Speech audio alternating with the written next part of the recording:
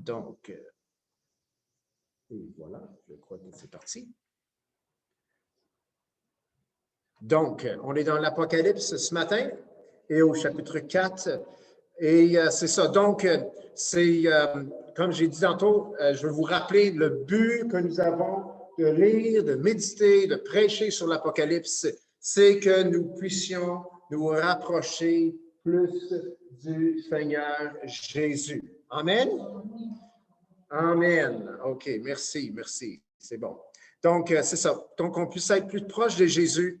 Et là, Jean, le prophète Jean, c'est pas le jeune apôtre, le prophète Jean, il commence dans les choses qui doivent arriver après les choses qui sont, c'est-à-dire les 7 églises. Et dans le chapitre 4, tout ouvre avec ce qui se passe au ciel avant que le premier sceau est ouvert. Dans le fond, avant que les choses commencent à aller mal sur la terre. Donc, j'aimerais qu'on aille, on est déjà dans le chapitre 4, et nous allons lire le chapitre, juste 11 versets. Et Normand, est-ce que tu pourrais nous en faire la lecture? C'est correct? Il va falloir que tu allumes ton micro, par exemple. Apocalypse, chapitre 4. Donc, juste pour pas que vous m'entendez juste moi ce matin. Donc, Normand, si tu peux nous faire la lecture, en passant, le son passe très bien.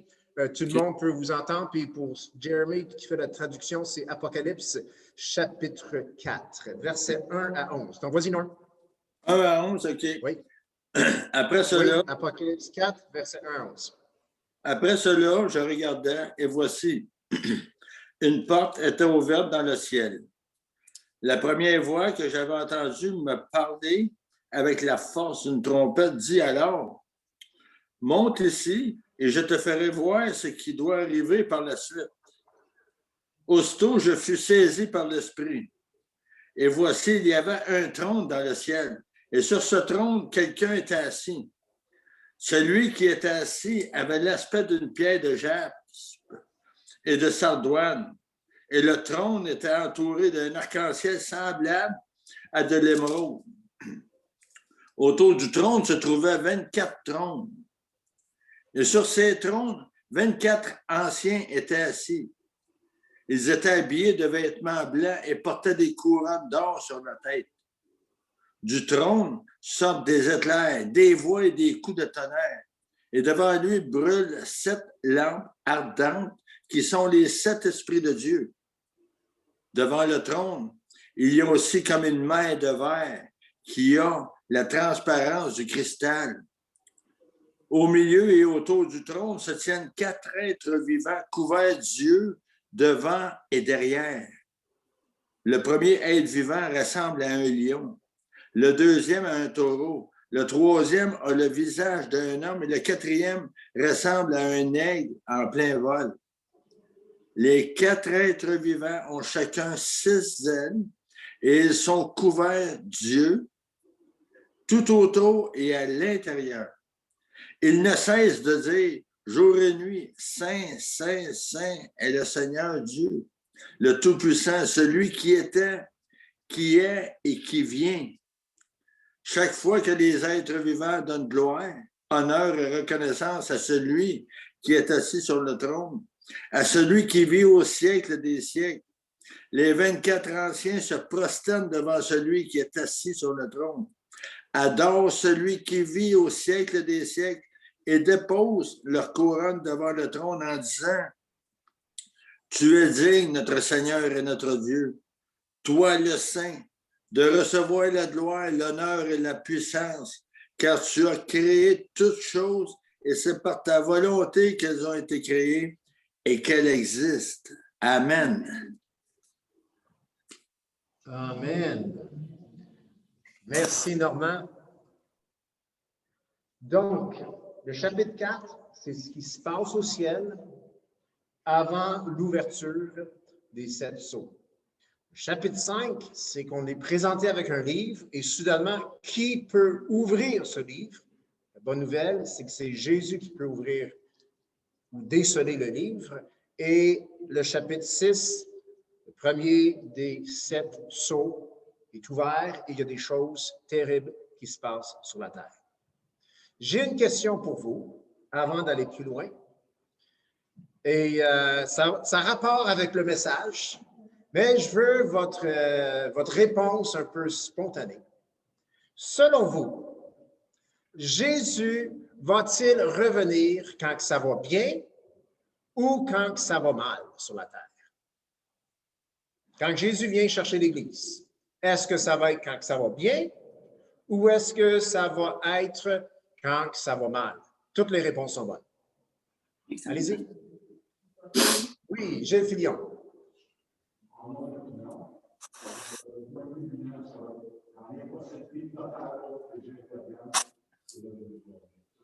OK, donc ça va aller mal. OK, donc quand ça va aller mal, selon Gilles Filion, c'est là que le Seigneur va revenir. OK, très bien. Quelqu'un d'autre? Quand ça va aller mal, merci Lise. Oui, Anne.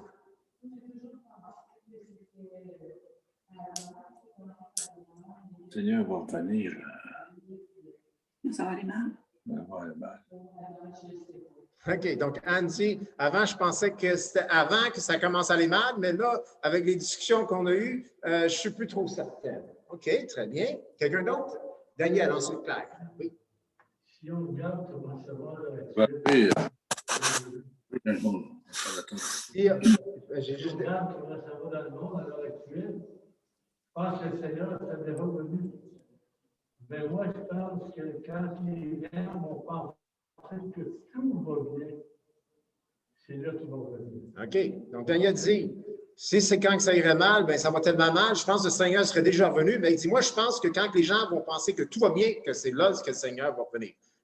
Claire. Quand ça va très mal, que les gens auront une grande détresse, Dieu va venir. Quand ça va aller mal et que les gens vont avoir une grande détresse, Jésus va revenir. Jacques.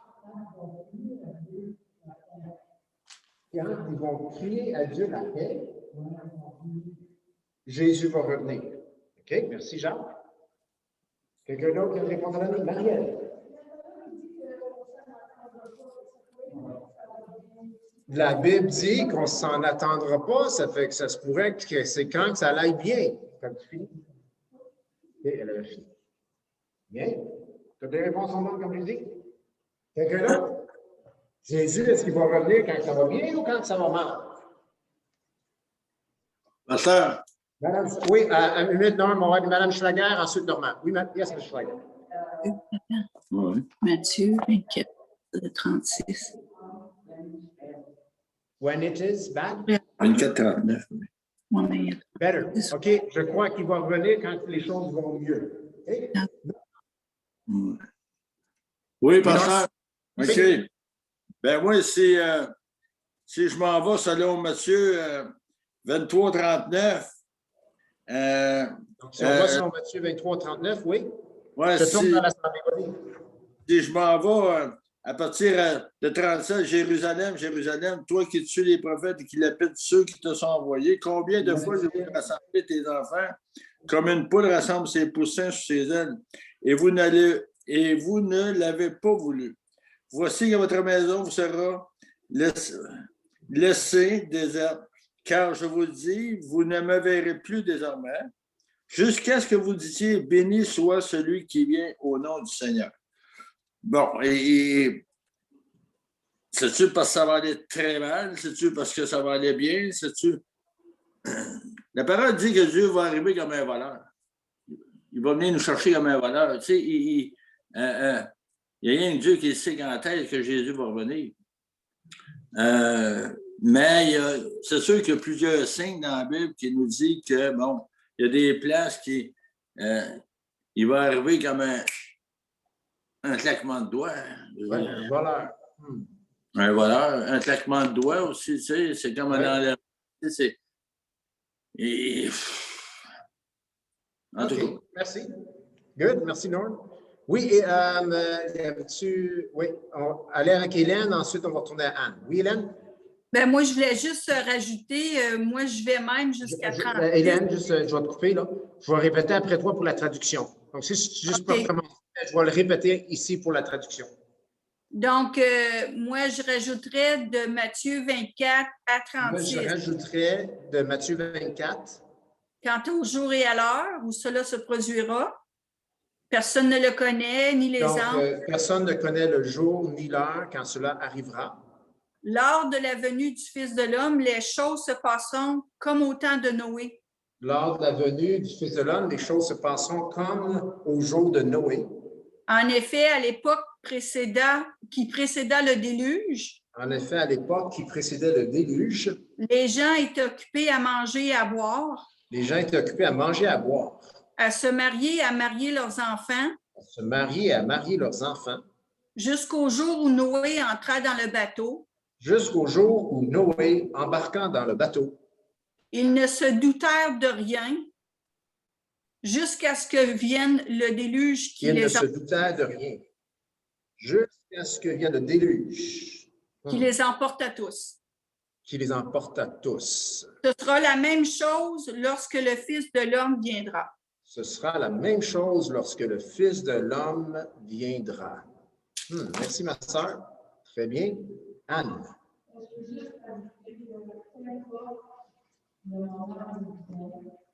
Donc, je vais juste rajouter, je vais vous dire pour la traduction, peu importe le moment où ce qu'il revient, on ne saura pas l'heure ni le moment. on ne saura pas l'heure ni le moment.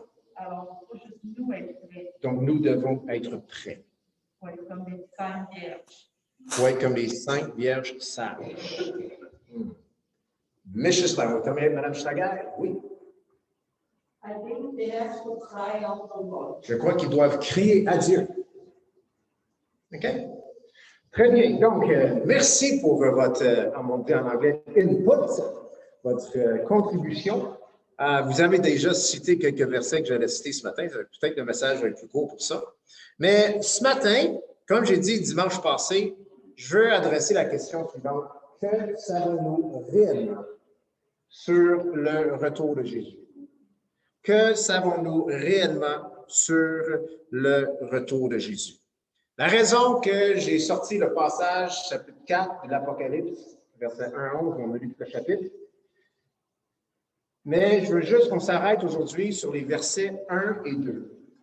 Et la raison qu'on s'arrête sur les versets 1 et 2, c'est parce que c'est sur ces deux versets-là que se base une pensée très répandue dans le monde chrétien, évangélique et pentecôtiste, et plus dans le côté pentecôtiste, ceux qui vraiment, ou charismatiques, ceux qui vraiment sont beaucoup plus axés sur le fait que Jésus va revenir.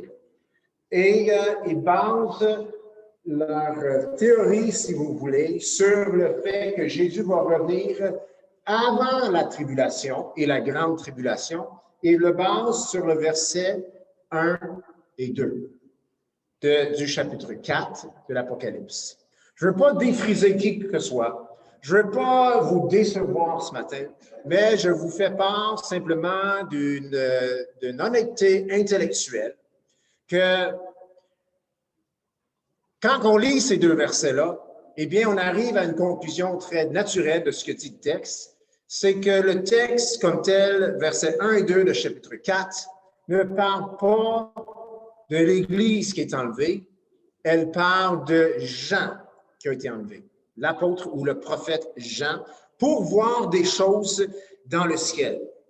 Donc, et je vais toucher la pensée, c'est-à-dire pré-tribulationnaliste, c'est-à-dire où est-ce que Jésus revient avant la tribulation, parce qu'il y a quand même des points très bien avec ce point de vue. Et d'ailleurs, il y a beaucoup plus d'argumentation autour de cette pensée que d'argumentation autour de la pensée que, c'est-tu avant, après, pendant, c'est-tu une fois, deux fois. C'est vraiment ceux qui parlent du retour de Jésus qui est revenu avant, qui va revenir avant la tribulation, qui ont beaucoup plus développé et cherché des versets. Et je vais vous en faire part ce matin. Et personnellement, je trouve que c'est quand même un bon argument, c'est-à-dire avec les passages qui sont là dans la Bible, que Jésus va revenir avant que ça aille mal, qu'il va probablement revenir quand ça va bien, parce que c'est pas pour rien que Jésus dit « Veillez ». Car vous ne savez ni le jour ni l'heure. Quand nous dirons paix et sûreté, alors viendra soudainement. Paix, sûreté, j'aime ces mots. Vous les aimez, vous autres? Oui, puis non. Notre chair, c'est oui, on veut la paix, on veut la sûreté, mais en même temps, c'est facile de perdre la vigilance lorsque les choses vont bien. Avez-vous déjà entendu le témoignage suivant? Monsieur a su qu'il restait 2 mois à vivre. Il a mis sa vie en ordre. Qu'est-ce qui va se passer quand je quitte? Il arrange son testament. Il veut qu'il y ait la paix qui soit là dans la famille lorsqu'il passe. Il arrange ces choses. Il y a des projets pas finis. Il fait tout pour les finir, pour que sa femme ne puisse pas avoir ce casse-tête après qu'il est parti. Il a eu le temps de se préparer. Mais il savait son heure, en quelque sorte. Il savait qu'il restait peu de temps à vivre. Nous ne savons pas combien de temps il nous reste. Et Jésus nous demande d'être prêts à tout moment. Et quand les choses commencent à aller mal sur la terre, on l'entend. Oh, la fin approche. On l'entend souvent ces temps-ci, à cause de la pandémie. Oh, le Seigneur revient bientôt. Puis la raison qu'on dit ça, c'est parce que les choses ne vont pas aussi bien qu'elles allaient. Donc, si on dit que le Seigneur va revenir quand les choses vont mal, eh bien, ça va faire en sorte qu'on va se préparer juste quand les choses commencent à aller mal, puis quand ça va bien, on va s'engourdir, on va s'endormir. Mais si le Seigneur revient quand les choses vont bien, on risque de se faire avoir, d'être endormi. Le Seigneur nous demande d'être éveillé quand ça va bien. Et lorsqu'il a paix et sûreté. Le passage d'Apocalypse 4, 1 à 2, comme j'ai dit tantôt, c'est le passage sur lequel se base la théorie que l'Église sera enlevée avant la tribulation.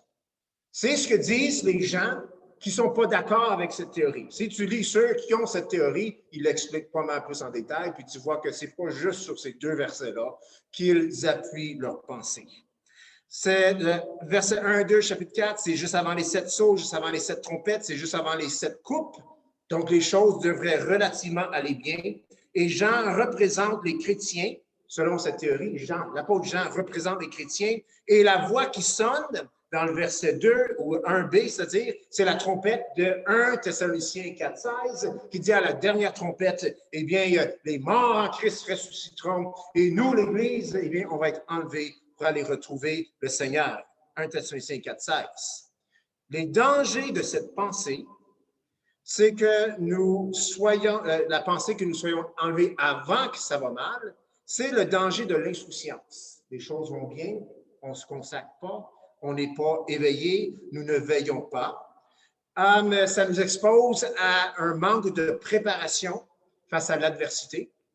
Si je suis conscient qu'il se pourrait que le Seigneur vienne après que les choses commencent à aller mal, eh bien, je dois me préparer dans mon fort intérieur de faire face à la persécution, de faire face à l'adversité.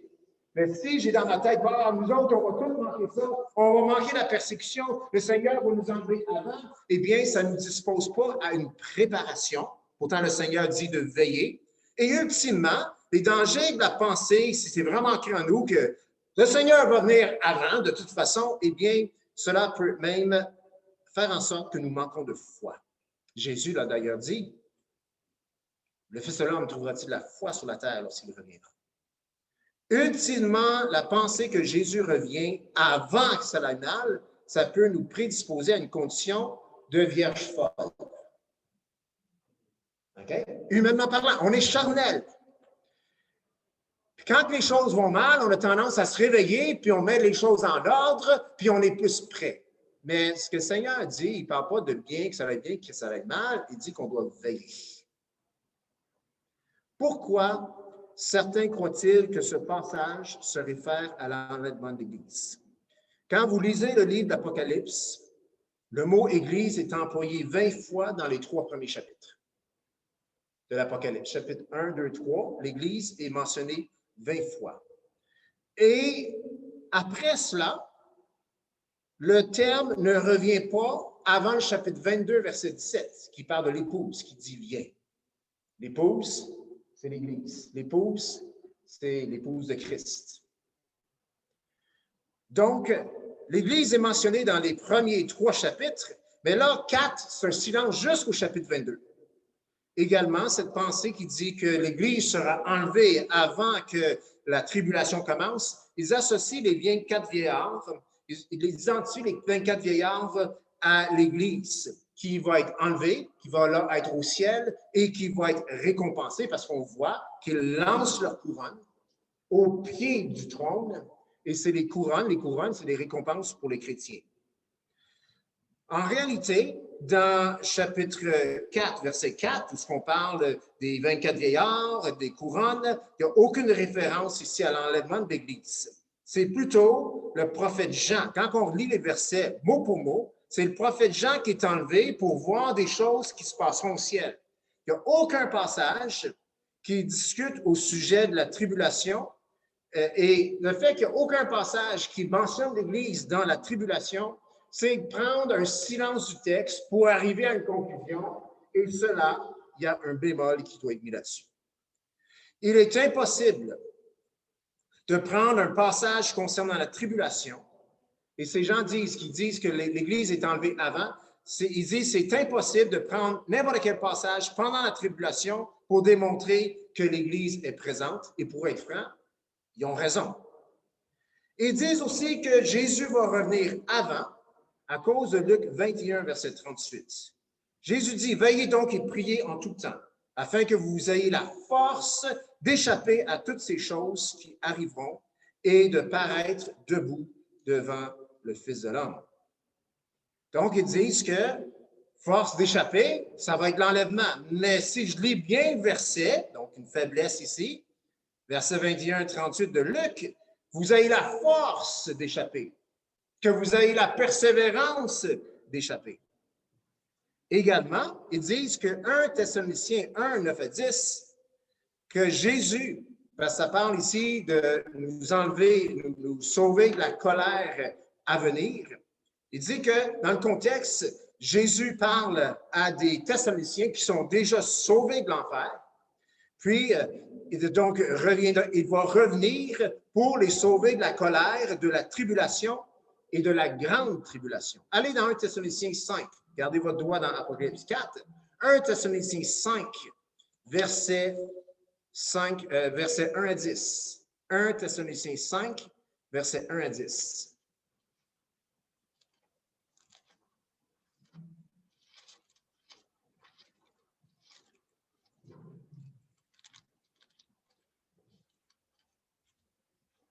Pour ce qui est des temps et des moments, vous n'avez pas besoin, frères, qu'on vous en écrive.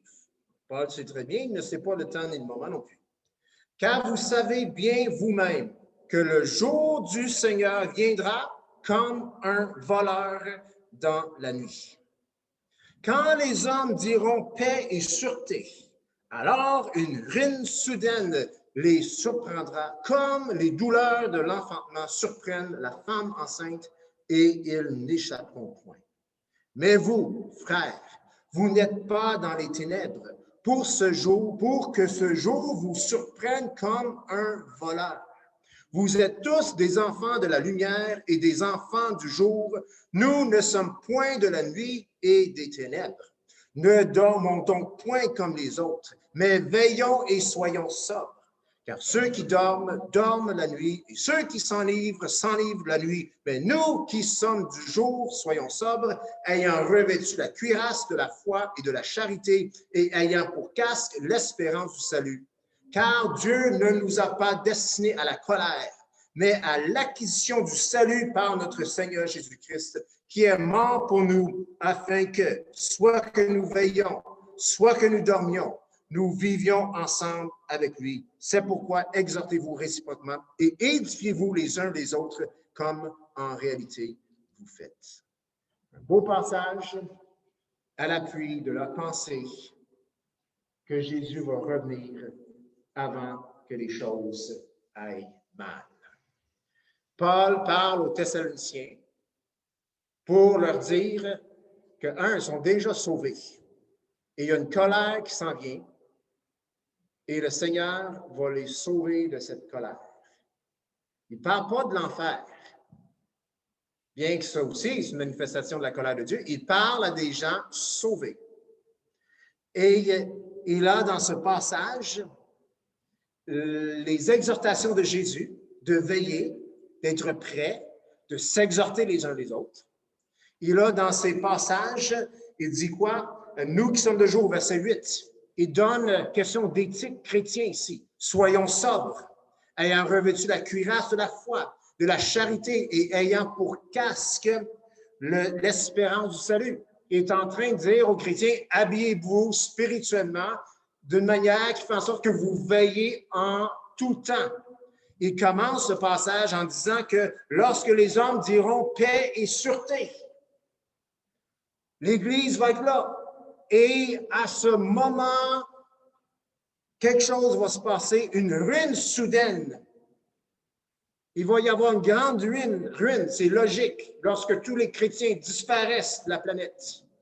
Ça va affecter la planète entière. Lorsque les hommes diront paix et sûreté. Donc, Paul parle d'un temps où les choses vont bien, avant les grandes tribulations, avant peut-être les 7 sauts, les 7 coupes, les 7 trompettes. Il dit, lorsque ça va bien, vous devez être prêts. Et c'est tout un appel. Aujourd'hui, on dit, le temps approche parce que ça va mal. Ça ne veut rien dire du tout. Il y a des très bonnes chances que le Seigneur va revenir quand tout va bien. Et finalement, on peut dire, je peux relaxer. Mais du moment que tu relaxes, tes gardes vont baisser. Le péché peut rentrer dans ta vie. Et finalement, tu t'endors, tu n'as plus d'huile dans ta lampe et tu n'es pas prêt quand Jésus revient. Tandis que les hommes disent paix et sûreté. Donc, s'asseoir sur Apocalypse chapitre 4, verset 1 et 2 pour dire que Jésus revient avant, c'est faible. Mais ceux qui défendent ou qui prônent cette théorie ne se basent pas uniquement sur ces 2 versets. Ils ont vraiment fait une recherche. Et je vais être franc avec vous. Croyez ce que vous voulez. Amen? Veillons, soyons prêts. Que ça aille mal, soyons prêts. Que ça aille bien, soyons prêts. Amen? Et je vais être franc avec vous. Quand on est prêt, juste quand ça va mal, ça démontre un certain motif malsain dans nos cœurs. Quand j'ai besoin, je crie à Dieu. Quand ça va bien, je vais mettre mes affaires. Quand ça va bien, on devrait crier à Dieu. C'est là, comme dit dans l'Apocalypse, quand on parle aux églises, tu te crois riche, mais tu es pauvre. Elle ne crie pas à Dieu quand ça va bien. Elle crie à Dieu juste quand ça va mal. Bon temps, mauvais temps, santé, maladie, un peu comme quand on se marie. En tout temps, on doit veiller, dit Jésus, et être prêt.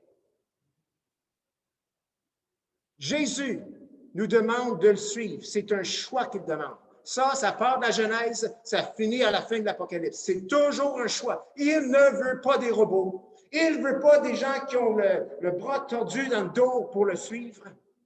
C'est un peu ça qui arrive. Les chrétiens le suivent quand ça va mal parce qu'ils n'ont pas le choix. Mais le Seigneur veut qu'on suive quand ça va bien. Même quand ça va bien, on lui donne tout. Quand on n'a plus rien, Seigneur, je te donne tout. Tu n'as rien à donner. Quand ça va mal, ça veut dire, quand tu n'as plus rien, hein? Seigneur, je te donne tout, tout mon cœur. Le Seigneur veut notre cœur quand tout va bien. Amen? OK. Donc, 1 Thessaloniciens 5, versets 1 et 10. Je pourrais aller dans d'autres versets, mais je n'irai pas. Mais vous êtes toujours dans l'Apocalypse. Si vous reculez juste une page, verset 10, chapitre 3, parle de l'Église de Philadelphie. 3, verset 10. Parce que tu as gardé la parole de la persévérance en moi. Je te garderai aussi à l'heure de la tentation qui va venir sur le monde entier pour éprouver les habitants de la terre. L'autre verset qu'on prend pour dire l'Église ne sera pas là. Ma version dit que je te garderai aussi à l'heure. D'autres versions disent aussi je te garderai de l'heure. Un sous-entend je t'enlève, l'autre sous-entend je te fortifie au travers. Comme j'ai dit tantôt, vous voulez croire que Jésus va revenir quand ça va bien? C'est correct. Quand ça va mal, c'est correct. Avant la tribulation, c'est correct. Pendant, c'est correct. L'important, c'est que Jésus va revenir et que nous soyons prêts. Amen? Mais il y a beaucoup de bons arguments pour croire qu'il va revenir avant. Et tous ont droit à leur opinion. Ce n'est pas un sujet de division. Je parlais avec un frère, puis la question, c'est comment est-ce qu'on peut être unis? Puis discuter au sujet de l'Apocalypse. C'est simple. Il faut être comme l'Église de Philadelphie. Amour fraternel. Amen? On a le droit d'y réfléchir, d'en parler, d'émettre ce que nous pensons, tout en sachant qu'on n'a pas l'ultime vérité, parce que pour être franc, c'est pas trop clair non plus. Amen? Mais c'est d'une grande consolation, savoir que le Seigneur va revenir avant que c'est trop difficile pour les chrétiens de continuer. C'est ce qu'il dit dans l'Évangile de Matthieu. Qu'est-ce qu'on sait cependant pour certains au sujet du retour de Jésus? Qu'est-ce qu'on sait là? Absolument certain au sujet de son retour. Allez dans Jean chapitre 14. Beau passage. Jésus parle de son retour. Ce n'est pas juste l'apôtre Paul, ce n'est pas juste l'apôtre Jean, ce n'est pas juste des versets dans l'Ancien Testament. Jean 14, versets 1 à 3. Un passage que nous citons souvent lors de funérailles. Mais Jésus, dans ce passage, parle de son retour, puis il parle de ce qu'il fait d'ici son retour, ou du moment qu'il a dit ces mots, jusqu'à son retour. Verset 1, chapitre 14 de Jean. Que votre cœur ne se trouble point. Croyez en Dieu et croyez en moi. Il y a plusieurs demeures dans la maison de mon Père. Si cela n'était pas, je vous l'aurais dit. Je vais vous préparer une place. Et lorsque je m'en serai allé et que je vous aurai préparé une place, je reviendrai et je vous prendrai avec moi, afin que là où je suis, vous y soyez aussi. Aujourd'hui, Jésus prépare des places dans la maison de son Père pour les enfants de Dieu. Amen? Tu es un enfant de Dieu? Jésus est en train de préparer ta chambre. Peut-être une ville, je ne sais pas. Dans la maison de son Père. On sait ça pour sûr. Puis quand il a fini de préparer toutes les places, parce que Dieu sait le nombre de gens qui vont recevoir Christ dans leur vie, qui seront sauvés, quand toutes les pièces sont terminées, il semblerait que c'est là que Jésus va revenir. C'est Jésus lui-même qui l'a dit. Donc, nous savons pour certains que Jésus va revenir pour prendre les chrétiens avec lui, pour les emmener dans un endroit qu'il a préparé dans la maison de son Père. Avancez un tout petit peu, allez dans les Actes. Donc, l'Acte des Apôtres, chapitre 1, verset 11. Que savons-nous réellement sur le retour de Jésus? Eh bien, lors du départ de Jésus, les disciples regardaient vers le ciel et deux hommes vêtus en blanc se sont adressés aux apôtres. Et voici ce qu'ils ont dit, Acte 1, verset 11. Hommes galiléens, pourquoi vous arrêtez-vous à regarder au ciel? Ce Jésus qui a été enlevé au ciel du milieu de vous reviendra de la même manière que vous l'avez vu allant au ciel. Si vous lisez le passage, d'ailleurs, au verset 9, Jésus leur a parlé au verset 8, ils ont donné leur mission. Au verset 9, après avoir dit cela, il fut élevé, donc littéralement élevé, il flottait, il allait vers le haut, vers le ciel. Et pendant que tout le monde les regardait, il y a une nuée qui le dérobait à leurs yeux. Nous, on voit Jésus qui monte, puis il est de plus en plus petit, de plus en plus petit. Puis là, on sort et on veut le voir encore. Non, une nuée le dérobe à ses yeux. Et deux hommes en blanc disent, hommes galiléens, pourquoi vous regardez vers le ciel? Là, ils voyaient juste une nuée. Jésus avait été caché à leurs yeux. Il dit, vous savez quoi? Jésus est puis dans le ciel, dans le royaume de Dieu, qui part au moins dans l'univers. Il va revenir comme il est parti. C'est peut-être juste la nuée qui va partir. Et soudainement, on va réaliser, Jésus nous voit depuis toujours. Jésus est tout proche depuis toujours. On pense, retour de Jésus, et Jésus va traverser les cieux, puis là, il va s'en aller sur la terre. Il est peut-être bien proche. Juste quelques mètres, pieds de la terre. Et la nuée va s'enlever, et hey, il est là!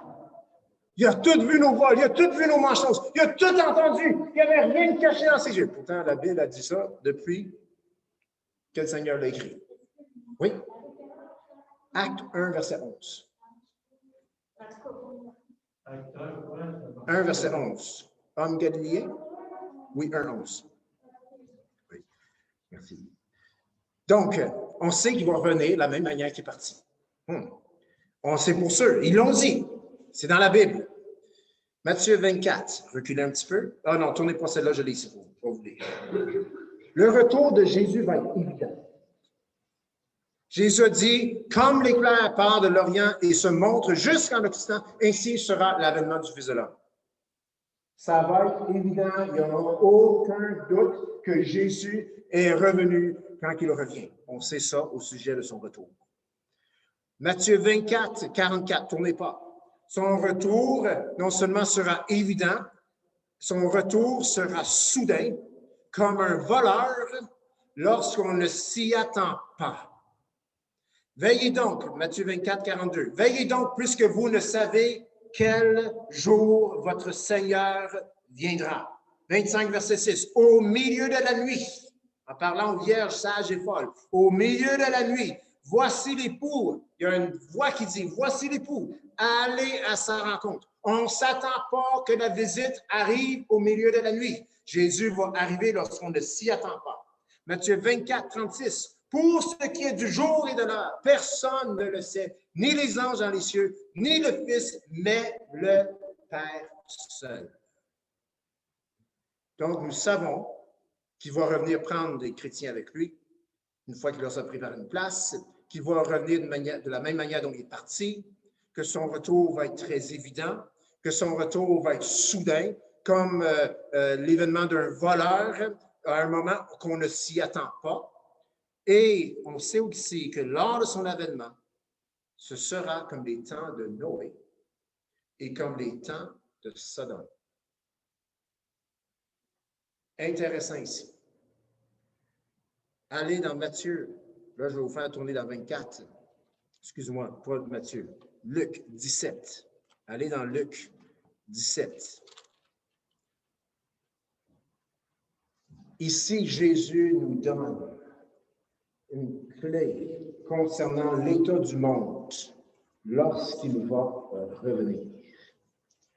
Luc, donc je répète, l'évangile de Luc 17, chapitre 17, verset 26.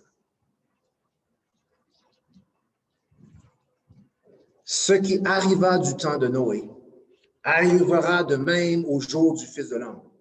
Les hommes mangeaient, buvaient, se mariaient et mariaient leurs enfants jusqu'au jour où Noé entra dans l'arche. Le déluge vint et les fit tous périr. Ce qui arrivera dans le temps de Lot arrivera pareillement. Les hommes mangeaient, buvaient, achetaient, vendaient, plantaient, bâtissaient. Mais le jour où Lot sortit de Sodome, une pluie de feu et de soufre tomba du ciel et les fit tous périr. Il en sera de même le jour où le Fils de l'homme paraîtra. Petite question ici. Combien ici mangent? Daniel, tu manges? Oui, tu manges. On mange tout. Hein? OK. Qui ici boit? On va dire de l'eau. OK? Ouais, on boit tout. On mange. On est dans le temps de Lot. OK? Qui ici achète? Moi aussi, on achète. Qui ici vend? Ben, peut-être pas tout le monde, mais les entrepreneurs vont vendre des choses. Donc, on achète, on vend. Qui ici plante? Il y en a plusieurs qui ont des jardins, on plante, on sème. Qui ici bâtisse? Mais oui, ça peut être une maison, ça peut être une entreprise, ça peut être un projet. Bon, on fait toutes les choses qui se faisaient dans le temps de Lot. Hey, moi, je vais être prête pour le retour de Jésus. Je vais arrêter de manger, je vais arrêter de boire, je vais arrêter de bâtir, je vais arrêter. Mais non. On vient à constater que c'est toutes des bonnes choses. Dans le temps de Noé, qu'est-ce qui est arrivé? Eh bien, les hommes mangeaient, buvaient, mariaient et mariaient leurs enfants. C'est une bonne chose de se marier? Amen. Entre un homme et une femme, c'est une bonne chose. Amen. C'est-tu bon de marier ses enfants? Oui, c'est bon de faire marier ses enfants. On veut de la joie pour eux, on veut un nouveau foyer qui se bâtit, on veut des petits-enfants. C'est des bonnes choses. Ah, je vais être prêt pour le retour de Jésus. On ne se marie pas, puis on marie pour nos enfants. Non, c'est des bonnes choses. Donc, c'est quoi le problème dans le temps de Lot? C'est quoi le problème dans le temps de Noé? Noé, là, il a reçu des plans de Dieu. Bâtis-moi une arche, puis c'est toi et ta famille qui vont embarquer. 7 paires de chaque animal, puis vous connaissez l'histoire, vous allez embarquer en arche, la porte va être fermée, il y a un grand déluge qui va venir et le monde va périr.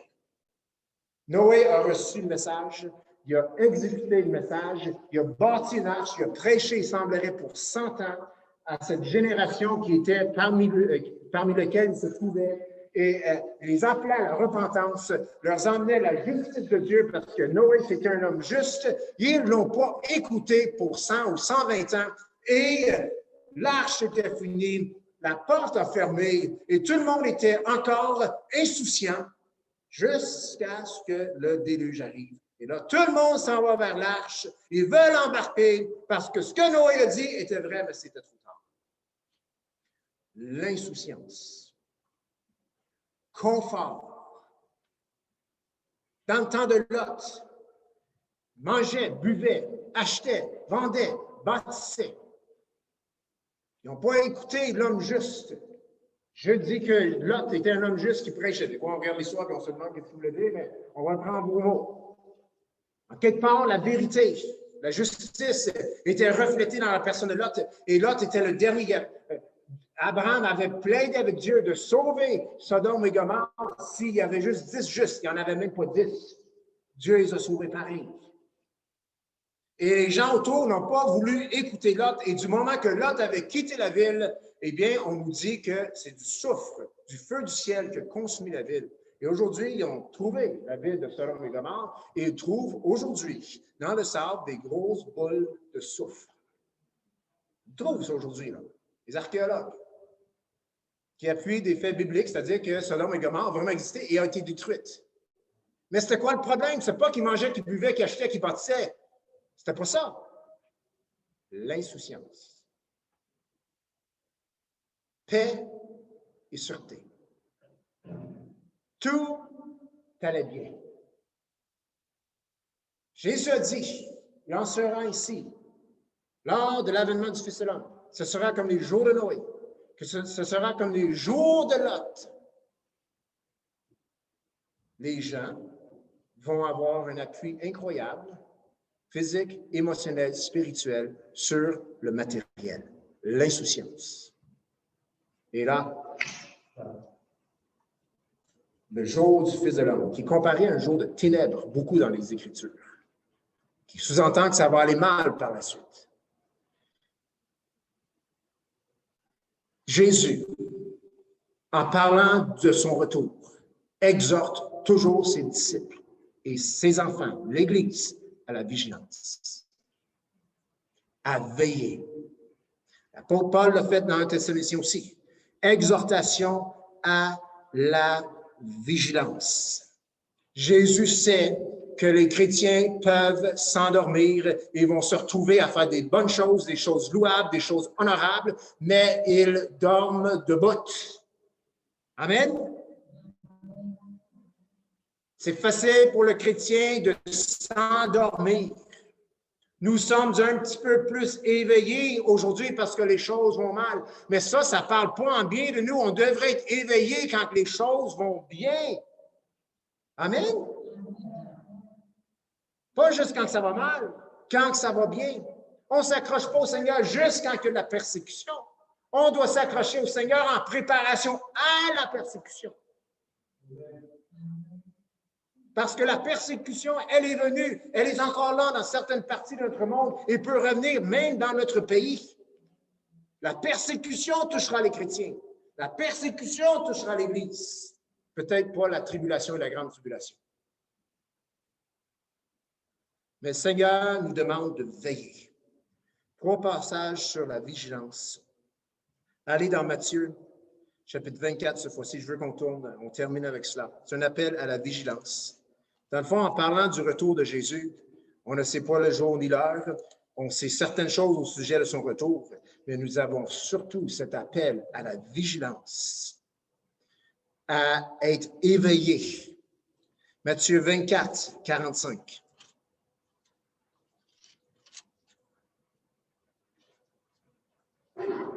C'est pourquoi, puis c'est dans le contexte ici, qu'on ne sait pas le jour ou l'heure. Verset 42, veillez puisque vous ne savez pas quel jour votre Seigneur viendra.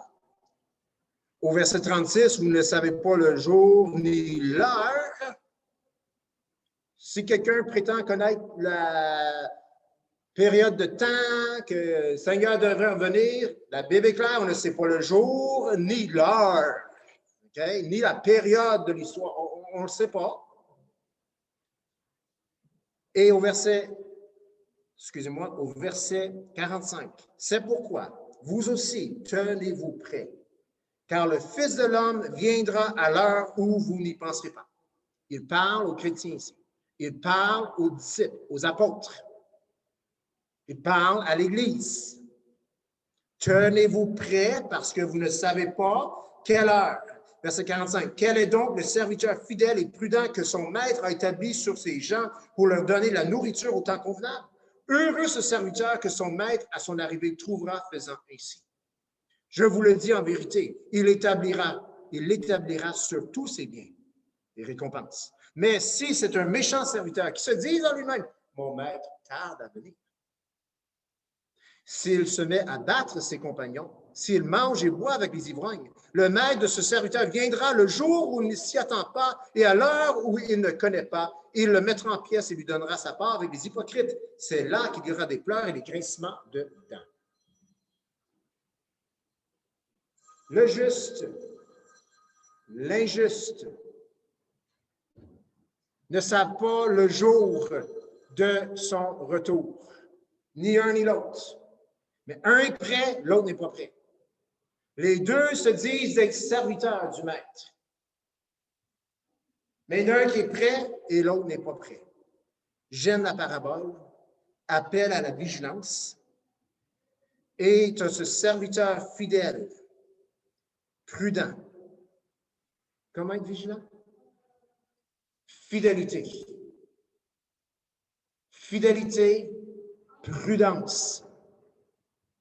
Just close the doors out of the back. Vous voulez être un serviteur prêt qui va revenir, c'est-à-dire qui va être prêt lors du retour du Seigneur Jésus? Prudence, fidélité.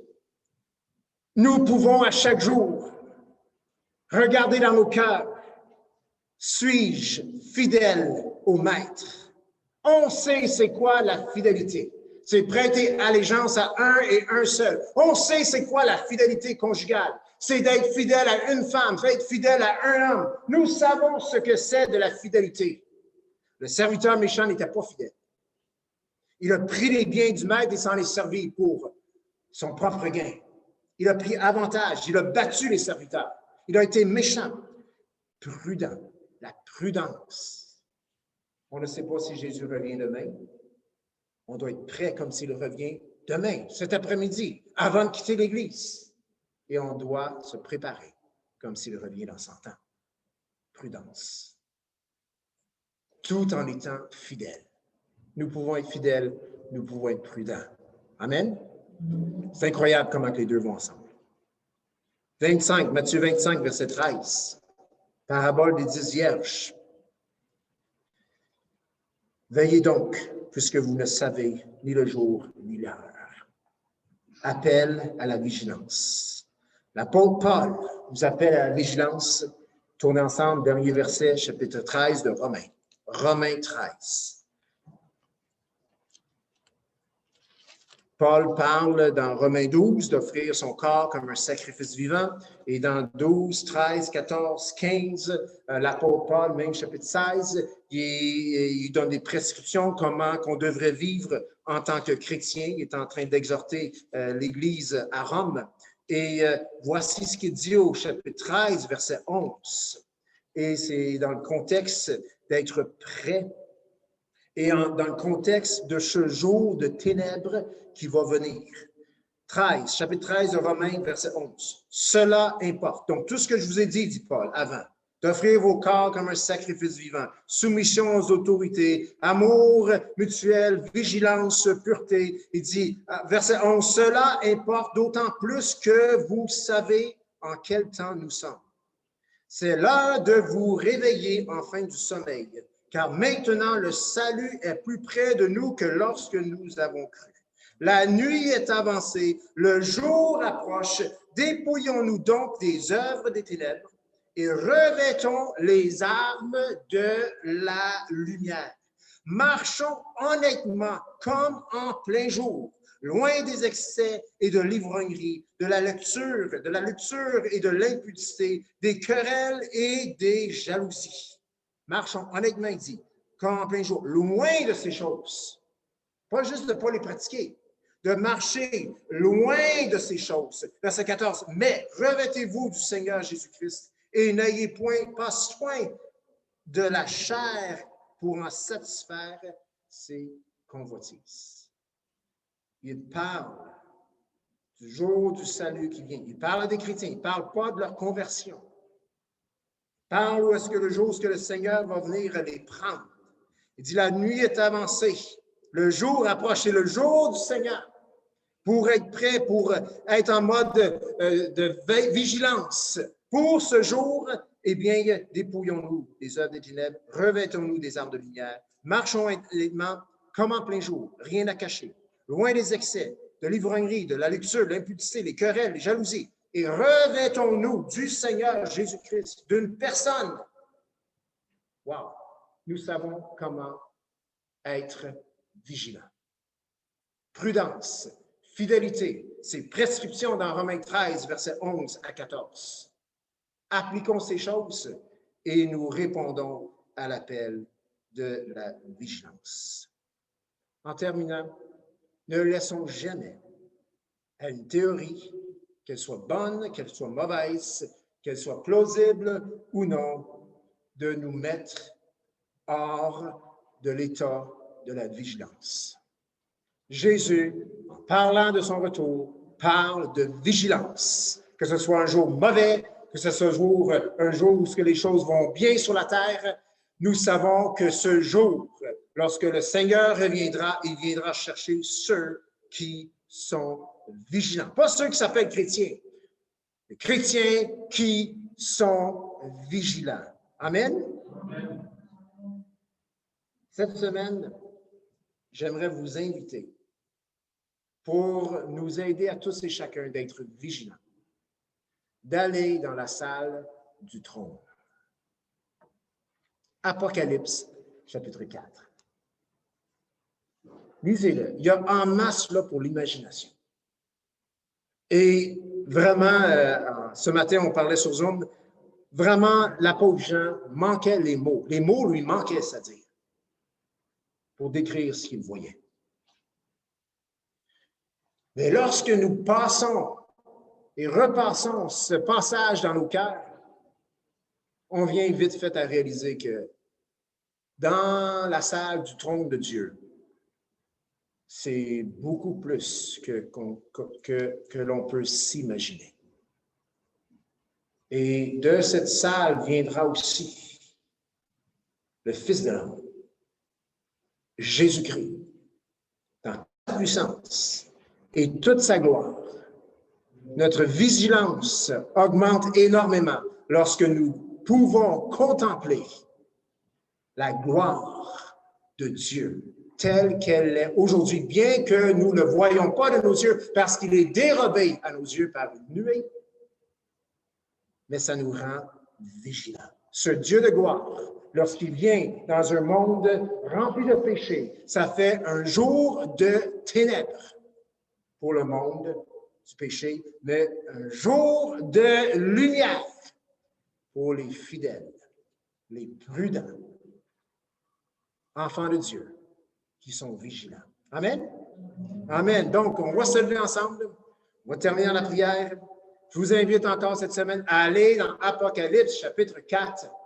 Arrêtez-vous sur ces passages et imaginez tout simplement cette grandeur de Dieu qui est décrite dans ces passages et ça va faire de nous des chrétiens encore plus vigilants. Seigneur Jésus, on ne sait pas grand-chose sur ton retour. Nous savons cependant que tu vas revenir et que tu vas venir nous chercher et que ce sera l'heure qu'on ne s'y attend pas. Et nous savons également que nous pouvons être prêts pour ton retour. Et c'est ma prière, Seigneur, pas juste pour les frères et sœurs qui sont en contact avec nous ce matin, Seigneur, ou qui ont entendu ce message, mais Seigneur, pour tous les chrétiens du monde, Seigneur, toute personne qui se dit chrétien, qui puisse, Seigneur, répondre à l'appel à la vigilance, à la prudence, à la fidélité, Seigneur. Ces qualités qui, lorsqu'ils sont données envers toi, Seigneur, nous rendent vigilants. Seigneur, que nous puissions être de bons serviteurs, qui achètent, qui vendent, qui mangent, qui boivent, qui bâtissent, qui se marient, qui marient leurs enfants, que nous puissions être des bons serviteurs qui font ces choses et qui ne tombent pas dans l'insouciance, mais à tout moment se tiennent vigilants, sachant qu'à n'importe quel moment, tu peux revenir, que ce soit paix sur terre ou que ce soit tribulation, persécution. Seigneur, tu peux revenir à n'importe quel moment. Seul Dieu le Père sait ce moment. Seigneur Jésus, ma prière, c'est que nous puissions, par ta grâce, être rendus encore plus vigilants que jamais. Que nous puissions être connus d'être un peuple vigilant. Et c'est dans ton précieux nom, Jésus, que nous avons prié. Que tout le monde puisse dire Amen. Vous pouvez rester debout, je vais juste arrêter. Donc,